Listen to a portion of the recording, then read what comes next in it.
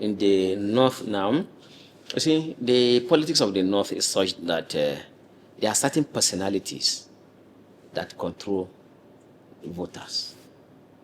And those personalities are not with him. Really? Yes. So it's not like other states where people can decide on their own. Like, okay, see what people did in the southeast during the last election. South side, you see, youths came out, even though Labour Party was virtually unknown. They stood in Edo State, P2B won. But in the North, it's not like that. There are some persons that can talk to people, and then the whole thing will change. These people are not with him. And some of them have lost their honor because they used the same honor which they used during the 2023 election. They abused it, and now they are not being respected again. I mean, the Islamic scholars. Islamic scholars in the North, they control voters. As in, they can come and say, okay, on a Friday, during the, say, go, we are going in this direction. And the majority will go. But as it is today, the few scholars who can talk to the people are kicking against this president. The one who is supporting President Tinubu seriously now is one of the leaders of the Izala group, Sheikh Yahaya Jinjir. That one is being seen, not my own words, as a madman now in the North. That this man is, because he's over 70 years, close to 80, so they see him as being senile. And as such, they don't even take him serious again, because anytime, even if he comes, he want to lead prayer, he will say, Tinubu,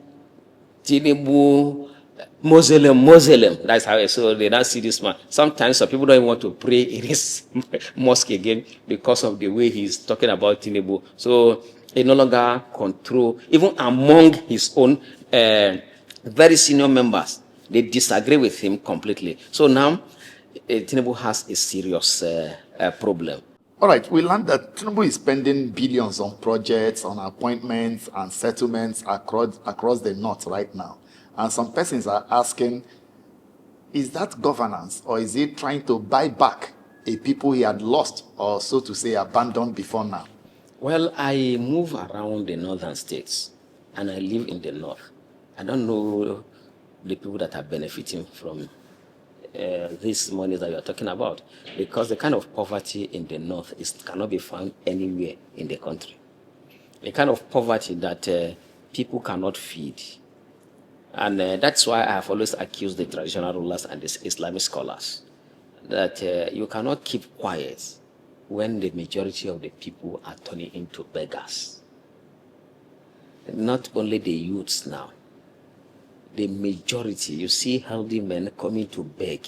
They are moving from one place to another. So where is the money going to? It's just going to the hands of very few who are not helping the people.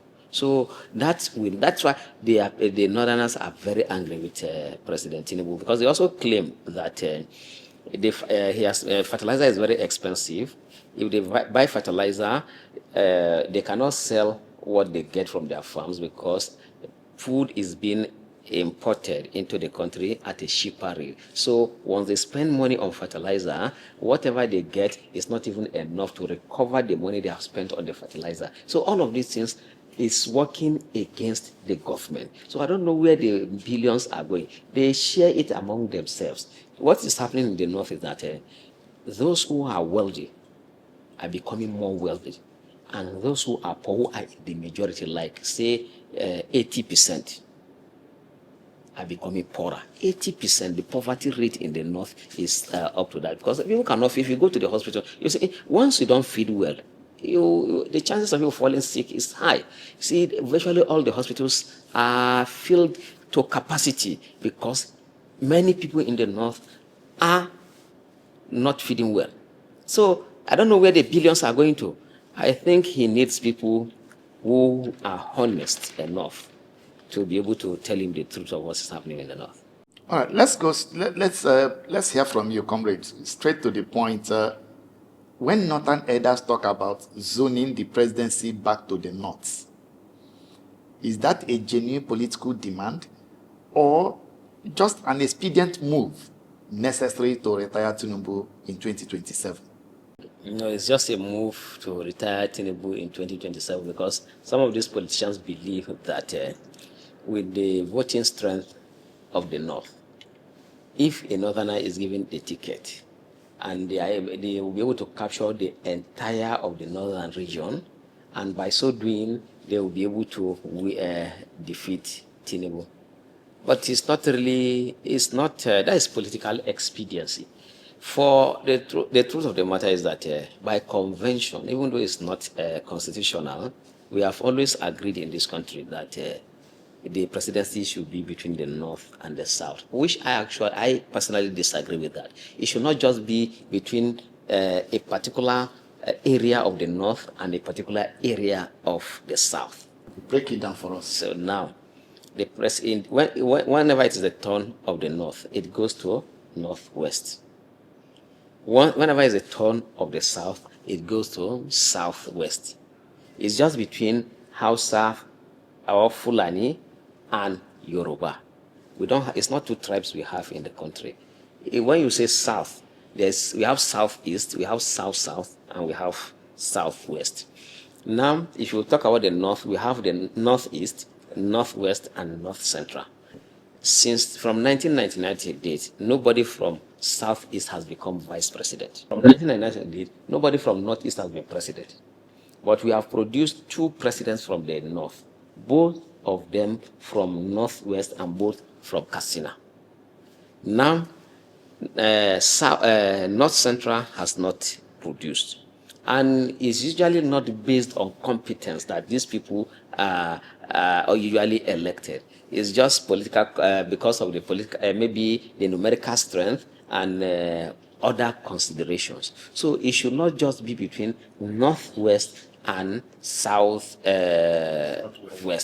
There should be a balance. That balance brings about unity and stability of the country. You cannot continue to, it's not about, once you insult, you see, let's look at this scenario. A Dangote who is a billionaire can decide to fight somebody who cheated, if he entrusts maybe 100 million naira in the hands of somebody, and the person takes away the money, and the person is boasting that you cannot do anything. The Dangote can decide to fight and go to court because of that 100 million naira. Not because 100 million naira can make him poor, but because he has been insulted. Human beings don't want to be insulted. And he can spend $1 billion naira to recover that 100 million naira. So when you insult people, they will want to fight back, and that is why all of this agitation. Make people have this sense of belonging. You cannot just, as if they don't matter. They don't matter. When you make people feel as if they don't matter, they want to fight back to show that, yes, they matter. And that's why I don't subscribe to, okay, now, there's nothing you will say that somebody from Southeast doesn't have, all the people from Southeast, nobody has capacity to lead. Is that what you are telling me? So, okay, you are telling me that somebody from North Central, nobody from North Central has capacity to lead? It should not be so. So, I actually respect that gentleman agreement that the presidency be between years, so that people can have a sense of belonging. I also don't believe in giving it to the wrong person. All the regions have capable hands. All you need to do is to identify these capable hands, support them to become president or whatever position. All right, looking at Amechi, P2B, Atiku, or any other new northern candidate joining the fray, who do you think realistically has a chance to defeat Tinubu? As it is now, in 2027, it depends the combination that would defeat Tinubu. We have about two sets of combination. Anyone picked among these two combinations will defeat Tinubu. Let's hear your combination. If you have Peter Obi and Kwankwaso, and Atiku agreeing, they will defeat Tinubu. That is Peter Obi as president, Kwankwaso as vice president. Of course, Atiku cannot even go to Tinubu. So definitely they will defeat Tinubu. Because there's nothing, Tinubu will be able to offer to Atiku. So now, if you have, and if there's a strategy that Tinubu will use, he will still defeat them. But that strategy seems to be unknown to Tinubu himself because he's unaware. Because if he were to be aware, he would have even allowed them. There's no need for him to even be wasting his time or his people trying to cause confusion in ADC. Allow them. Or if you have an Atiku as president and P2B as vice president, and then a Kwankwaso to be in ADC, maybe project him to be Senate president. Because in the case of Kwankwaso, what that means is that he must contest election. He should go for Senate. If Kwankwaso is not contesting election, Atiku and Obi will not make headway. If he's not contesting any office, Atiku and Obi will have problem. And if he's contesting for president, Tinubu has won. If Kwankwaso is contesting for president, Atiku and Obi are contesting on the same ticket, Tinubu has won. But if Obi and Kwankwaso are contesting, Obi and Kwankwaso, Kwankwaso must be on the ballot, either as a candidate for the Senate or vice president. Because I know Kwankwaso very well. I have sat and discussed with Kwankwaso one-on-one more than 50 times. So I know him very well. If he's not on the ballot, forget it. They are not going anywhere. He should be a candidate either for Senate or for vice president. So that's when there will be trouble for Tinubu. So this combination, or if you have Amechi and El-Rufai, P2B must not contest. You see, this thing is not that just pairing certain persons alone. If you have an Amechi and El-Rufai, P2B must not contest. If he's not contesting, then they can also win. But if he's contesting, Tinubu has won. So that's why when people are saying that, because in the north they say no, Tinubu will be defeated before afternoon, I say no, these people don't understand politics.